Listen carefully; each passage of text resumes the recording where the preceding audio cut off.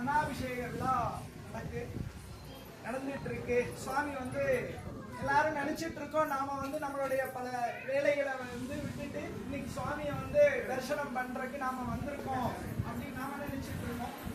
ஆனா இன்னொரு பெர்ஸ்பெக்டிவ்ல பார்த்தோம் அப்படின்னா இன்னைக்கு அவரு நம்மளைய பார்க்கணும்னு அவரு நினைச்சிருக்காரு. அதனால அவரு நம்மளைய பார்த்துட்டு இருக்காரு. அவரு நம்மளை பார்க்கணும்னு நினைச்சனாலதான் இன்னைக்கு அவர் முன்னால நாம நிக்கிறோம். நாம அவரை பார்க்கிறோம். இருந்தாலும் அவரை நாம பார்க்கணும் அப்படிங்கிறத விட நம்மளை அவரு பார்க்கணும்னு ஒரு எண்ணத்துல இருந்தனால நமக்கு இந்த ஒரு வாய்ப்பு கிடைச்சிருக்கு. ஸோ இந்த அண்ணாபிஷேகத்தோட வருஷத்துக்கு ஒரே ஒரு நாள் தான் நடக்கும். ஒவ்வொரு நாளுக்கும் ஒரு நட்சத்திரம், ஒரு திதி, ஒரு நாளிகை, ஒவ்வொரு க்ஷணம், ஒவ்வொரு செகண்டு, ஒரு வினாளிகைக்கு ஒரு சக்தி உண்டு. ஜாதகத்திலையும் சரி, நீங்க ஒரு ஸ்போர்ட்ஸ்ல ஓடுறவங்களோட ஒரு ஃபிராக்ஷன் ஆஃப் செகண்ட், நேனோ செகண்ட்ஸுக்கும் ஒவ்வொரு வேல்யூ இருக்கு. அதே போல ஒவ்வொரு நாளுக்கும் ஒவ்வொரு விதமான தாத்பரியங்கள் இறைவன் நமக்கு கொடுத்திருக்கார். அது போல 365 நாள்ல இந்த அண்ணாபிஷேகம் பௌர்ணமி ஐப்பசி மாசத்துல நடக்குது. அதனோட தாத்பரியம் என்ன அப்படிங்கறத தெரிஞ்சுக்கிட்டு நம்ம சுவாமி அனுகிரகம் பண்ணும்போது அது ரொம்ப வேல்யூவா நமக்கு இருக்கும்.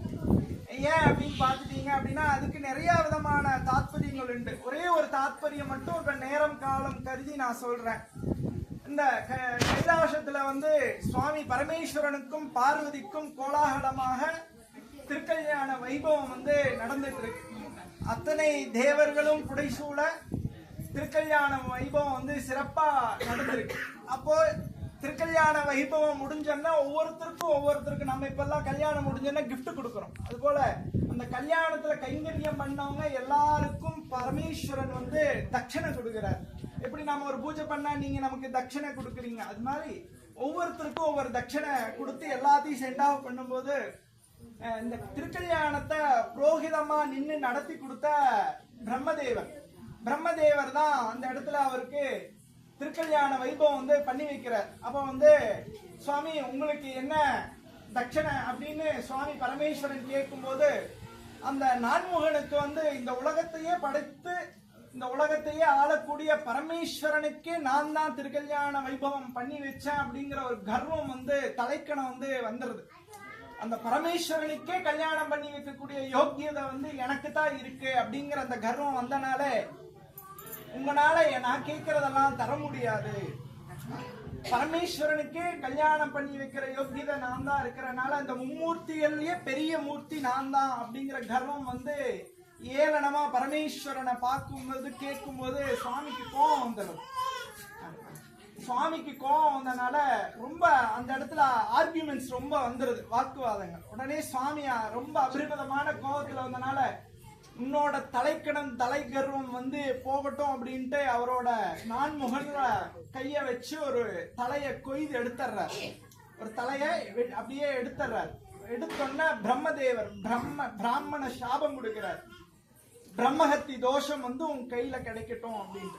என்னை கோவத்துல நான் யார் என்று நான் உனக்கு கல்யாணம் பண்ணி வச்சிருக்கேன், நான் ரொம்ப இந்த உலகத்தையே சிருஷ்டிக்க கூடிய சக்தி எனக்கு தான் இருக்கு, என்னோட தலைய நீ கொஞ்ச நாள என்னுடைய கபாலம் உன் கையிலேயே திருவோடாக மாறி தெரு தெருவாக பிச்சை எடுக்க கடவுது, பிரம்மஹத்தி தோஷம் கிடைக்குதுன்ட்டு பரமேஸ்வரனுக்கு திருக்கல்யாணத்தை அன்னைக்கே சாபம் கொடுத்துறாரு.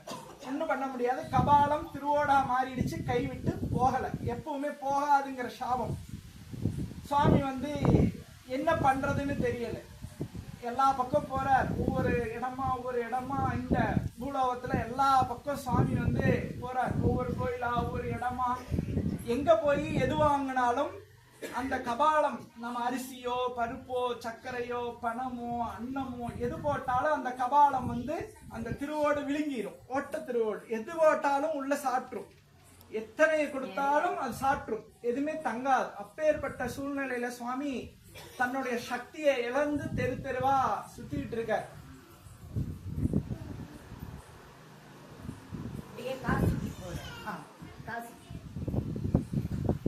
கல்லுக்குள்ள இருக்கிற தேரையில இருந்து உங்களுக்கு தெரியும், கல்லுக்குள்ள தேரை இருக்கும். இப்ப ரீசெண்டா பேரூர் பட்டீஸ்வரர் கோயில், நமக்கெல்லாம் படி இழக்கக்கூடிய பட்டீஸ்வரர் கோயில்ல சுவாமி இப்போ கும்பாபிஷேகம் பண்றதுக்கு சுவாமியோட பானத்தை பிரிக்கல அந்த மனோன்மணி அம்பிகையோட பீடத்துல தேரை இருந்துச்சு. இப்ப கண் கூட ரீசெண்டா நடந்தது. அதனால கல்லுக்குள்ள இருக்கக்கூடிய தேரையில இருந்து கர்ப்பத்துல இருக்கக்கூடிய கரு வரைக்கும் படியளக்கக்கூடிய அந்த பரமேஸ்வரன் அந்த காசிமா நகர வீதிகளிலே திருவோடு ஏந்தி தெரு தெருவாக பிச்சை எடுத்தார். நமக்கு அத்தனை பேர்த்துக்கும் படியளக்கக்கூடிய பரமேஸ்வரனை திருவோடு ஏந்தி அந்த காசிமா நகரத்துல வந்து தெரு தெருவா பிச்சை எடுத்து கடைசியா போய் அன்னபூரணி அம்பாளுடைய சரணாகதியாய் அந்த இடத்துல அவ கொடுத்த அந்த பிக்ஷையில அது நிறைஞ்சு அதுக்கப்புறம் சுவாமிக்கு வந்து விமோச்சனம் கிடைச்சு அதனாலதான் அந்த பிக்ஷாந்தேவி அன்னபூரணிக்கு முன்னாடியே சுவாமி வந்து பார்வதி பரமேஸ்வரன் வந்து அந்த திருவோடு ஏந்தி ஒவ்வொரு தீபாவளி அன்னைக்கும் மகாலட்சுமி அன்னபூரணி தரிசனம் வந்து கிடைக்கும். இது வந்து ஒரு தாத்பரியம். இந்த தாத்பரியத்துல அன்னபூரணி அவங்களுக்கு அந்த அன்னத்தை கொடுத்ததுல இருந்துதான் அவருடைய சாப பிரம்மஹத்தி தோஷம் விலகி அவருக்கு மீண்டும் சுபிக்ஷம் வருது. இது ஏன் இதுக்கு சொல்றோம் அப்படின்னா, அப்பேற்பட்ட பரமேஸ்வரனே வாழ்க்கையிலே தெருவா பிச்சை எடுத்திருக்காரு. ஏன் இந்த அன்னாபிஷேகம் அப்படின்னாக்கா, நம்மளோட வாழ்க்கையிலும் நம்மளோட கர்மாவை சுமந்து வந்திருக்கும். கண்டிப்பா அந்த கர்ம வினையினாலே நமக்கு ஒவ்வொருத்தரும் நம்ம ஜாதகத்துல நமக்கு எல்லாம் இருக்கும். பொண்ணுண்டு, பொருளுண்டு, மண்ணுண்டு, மக்கள் உண்டு, அத்தனையும் இருக்கும். ஆனா நிம்மதி இருக்காது. எல்லாம் இருக்கும், அனுபவிக்க முடியாது. எல்லாருடைய வாழ்க்கையிலும் மிக மிக கடுமையான நல்லா வாழ்ந்திருப்பாங்க, கடைசியில ஒண்ணுமே இல்லாம போயிடுவாங்க. நல்லா வாழ்ந்திருப்பாங்க, ஏதாவது ஒரு சூழ்நிலையில ஏதாவது ஒரு இக்கட்டா ஒவ்வொரு மனிதருடைய வாழ்க்கையிலும் ஒவ்வொரு வருஷத்துல நல்லா இருப்பாங்க, போயிடுவாங்க. உடல் நலத்திலேயோ மனநலத்திலேயோ ஏதாவது ஒரு குடும்பத்திலேயோ ஒரு நோய் நொடியிலேயோ பொருளாதாரத்திலோ ஏதாவது எப்படி இருந்தாலும் கஷ்டம் அப்படிங்கறத வந்து இந்த கர்மாவை சுமந்து வந்துட்டு இருக்கு. நமக்கு எல்லாருக்கும் அது வரும்.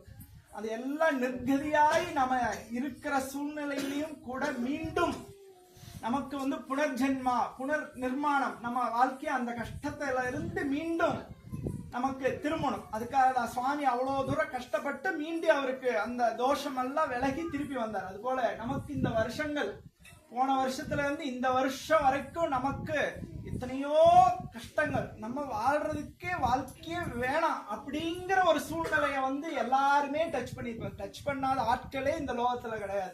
எனக்கு வாழ்க்கையே வேணாம், இந்த மூச்சை நிப்பாட்டிரு சுவாமி அப்படின்னு போய் விழுகிற அளவுக்கு சோதனை எல்லாருக்கும் காசு பணம் சொத்து ஆனா தட்டுல சாப்பாடு இருக்கும், சாப்பிடுவாங்க. பட் அதனோட எசன்ஸ் வந்து இருக்காது. எல்லாம் சாப்பிட முடியும், ஆனா அதனோட எசன்ஸை நம்மளால ஃபீல் பண்ண முடியாது. அப்பேற்பட்ட கொடுமையான சோதனைகள் வந்து நம்ம ஜாதகத்துல இருந்து வந்திருக்கும். அதை மீண்டும் வருவதற்கு இந்த அன்னாபிஷேக தரிசனம், கோடி லிங்க தரிசனம் அப்படின்னு சொல்லுவாங்க. சுவாமியை வந்து நம்ம தரிசனம் பண்றதுக்கு நம்ம வாழ்க்கையில் அவ்வளோ கோடி லிங்கங்களை தரிசனம் பண்ண முடியாது.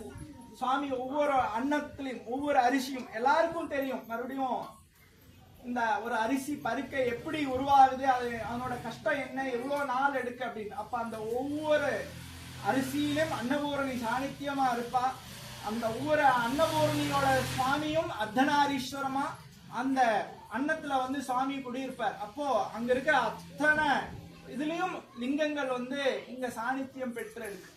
இன்னைக்கு இப்படி விசேஷம் நடக்கணும் அப்படின்னு எத்தனையோ காலத்துக்கு முன்னாடி எத்தனையோ இதுக்கு முன்னாடி சுவாமி அனுகிரகம் பண்ணியிருக்கார். இன்னைக்கு நல்லபடியா இந்த விசேஷம் எந்த ஒரு விக்னங்கள் எல்லாமே சுவாமி வந்து எல்லாருக்கும் தரிசனம் கொடுத்திருக்கார். அது போல இன்னைக்கு வந்திருக்க எல்லாருடைய சூழ்நிலையும் அடுத்த அன்னாபிஷேகம் வரைக்கும் எந்த ஒரு பொருளாதார கஷ்டங்கள் இருந்தாலும் உணவுக்கு பஞ்சம் இல்லாம எந்த ஒரு கஷ்டமான இல்லாம நமக்கு தேவையான இந்த உயிர் இந்த ஆத்மா கடைசி வரைக்கும் வாழ்றதுக்கு குறை இல்லாம உணவு கிடைக்கணும், அதுக்கு சுவாமி அனுகிரகம் பண்ணணும் அப்படிங்கிறதுக்கு தான் ஒவ்வொரு வருஷமும் இந்த அன்னாபிஷேகத்தை நாம வந்து நடத்திட்டு இருக்கோம். அது போல இன்னைக்கு இந்த அன்னாபிஷேகம் சிறப்பா நடந்துட்டு இருக்கு.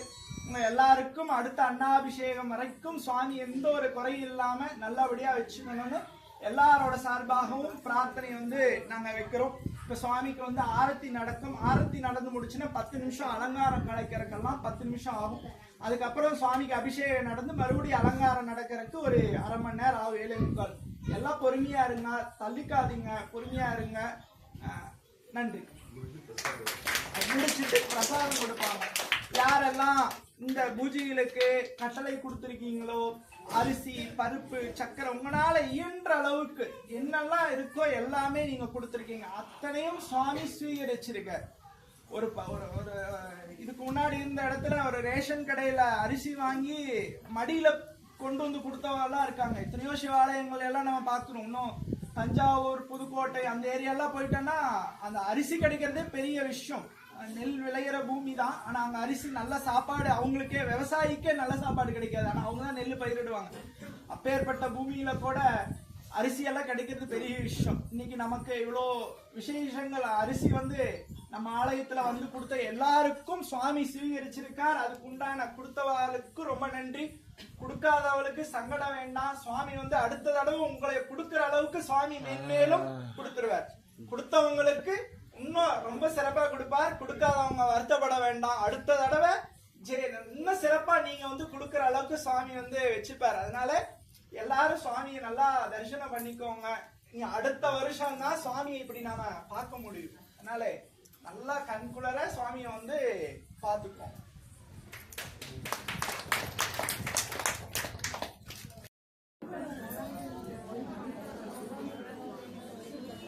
தென்னார்கய சிவனே போற்றி. எந்நாட்டவர்க்கும் இறைவா போற்றி. தென்னார்கய சிவனே போற்றி. எந்நாட்டவர்க்கும் இறைவா போற்றி. தென்னார்கய சிவனே போற்றி. எந்நாட்டவர்க்கும் இறைவா போற்றி. அண்ணாமய்யானுக்கு, அண்ணாமய்யானுக்கு, அண்ணாமய்யானுக்கு, அண்ணாமய்யானுக்கு, அண்ணாமய்யானுக்கு, அண்ணாமய்யானுக்கு, அண்ணாமய்யானுக்கு, அண்ணாமய்யானுக்கு, அண்ணாமய்யானுக்கு, அண்ணாமய்யானுக்கு, அண்ணாமய்யானுக்கு, அண்ணாமய்யானுக்கு.